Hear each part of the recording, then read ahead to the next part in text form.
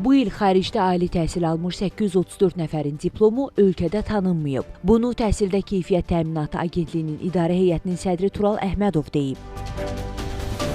O bildirib ki, ali məktəblərə attestatla qəbul olunan heç bir qiymətləndirmədən keçməyən vətəndaşlar sonrakı təhsil və karyera perspektivlərində ciddi problemlərlə üzləşə bilər. Belə hallarda uğursuzluq faizi yüksək olur. Ümumiyyətlə tədris dilini bilmədiklərinin şahid oluruq.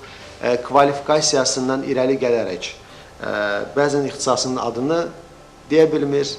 Ümumiyyətlə diploma əlavəsində hansı fənləri götürüb və niyə götürübü də izah edə bilmir. Bu o deməkdir ki, bu formada ali təhsilə cəlb olunma heç də uğurlu deyil.